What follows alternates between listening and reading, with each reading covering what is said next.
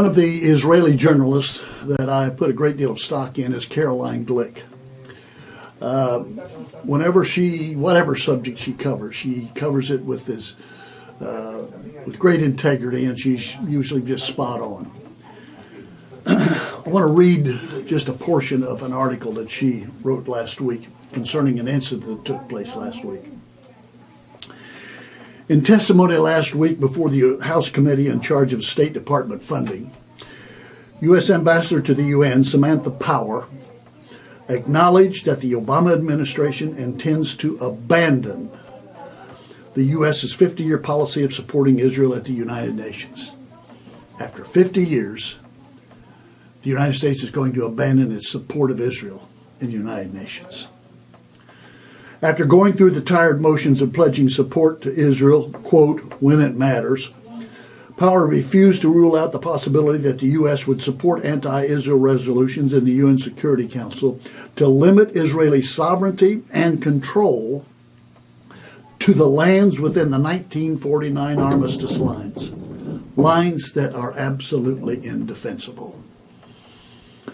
Such a move would be taken, she indicated, in order to midwife, that is, help along, to midwife the establishment of a terrorist-supporting Palestinian state whose supposedly moderate leadership does not recognize Israel's right to exist, calls daily for its destruction, and uses the UN to delegitimize the Jewish state. In other words, Caroline Glick says, the Obama administration intends to pin Israel into indefensible borders while establishing a state committed to its destruction. I would suggest to you that is a betrayal of the First Order.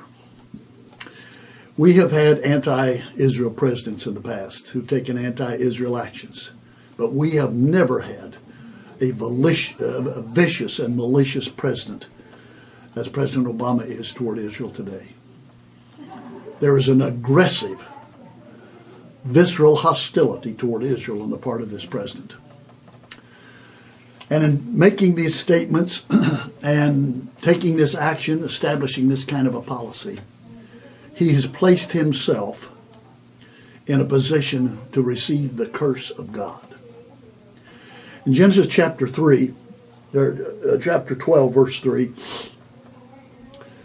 God says in his covenant with Abraham, he says, I will bless you. I'm going to bless you and your descendants. You'll be a blessing to the nations.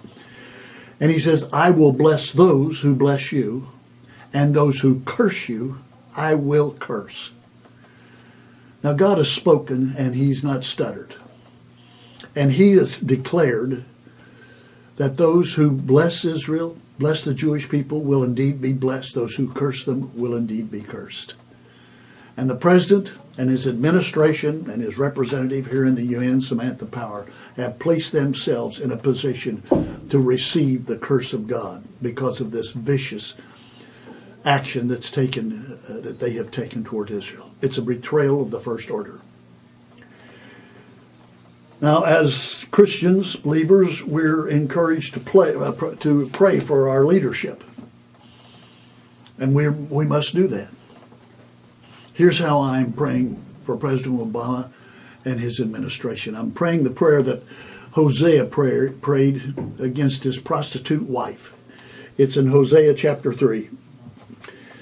And I pray for Obama that the Lord Yahweh will block her path, block his path in this case, block his path with thorn bushes, with painful hindrances and obstacles. That he will wall him in so that he cannot find his way. That there would be nothing but confusion within the camp. That's my prayer.